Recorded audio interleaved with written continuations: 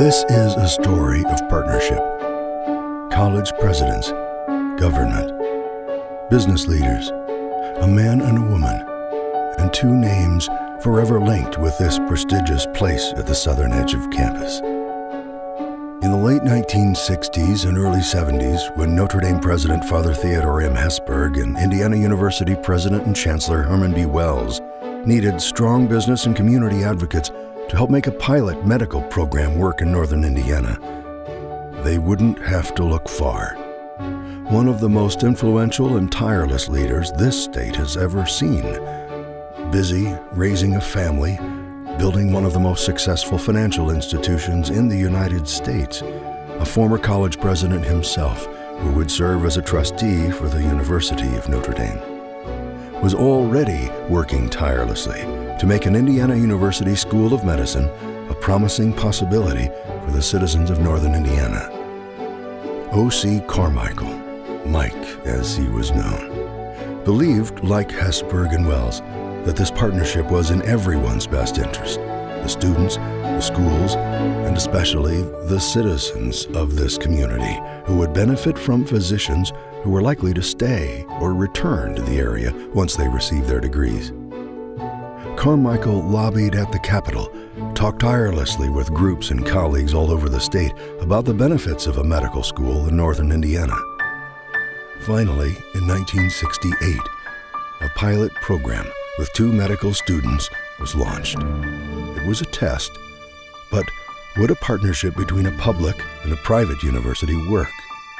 Carmichael's wife was sure it would. We were one of the only states at that time to only have one medical school. Today, we know her as Ernestine Raclin, a legendary business leader, activist, and advocate for community development and education, whose long list of life accomplishments speaks volumes about commitment to improving the world we live in. She understood how this unique partnership would be good for the community because she was already leading economic development initiatives and serving on boards to improve education opportunities for every child in the state. It was important to have the 2 institutions, one public, IU, and Notre Dame, collaborating on this. Would the 1968 test be a success? The answer was yes. And by 1970, it was official.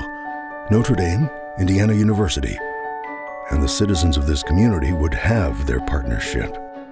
An official 2-year medical program based in South Bend, Indiana. But the celebration itself was short-lived. At the height of his career, in the prime of his life, Mike Carmichael died from a heart attack. 6 short years after having helped to establish a medical school in South Bend, one of its most effective advocates was gone. Carmichael would never know the doctors, one after another, who'd graduate from the program he helped create and return to this community to practice medicine just the way he'd hoped.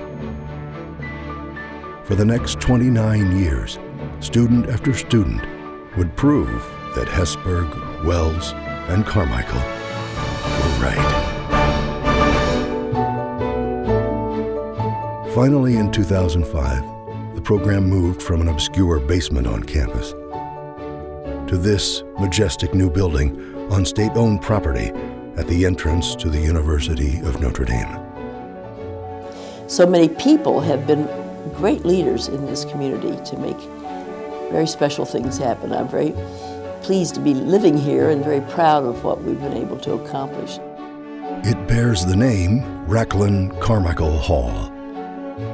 And while it's not the only way to remember and celebrate 2 people who played such a vital role in the founding and support for this medical school, we feel it makes a very important statement. To have this is really a dream come true, and I know that Mike would be thrilled. Particularly for Ernestine M. Raclin, for whom we are all eternally grateful.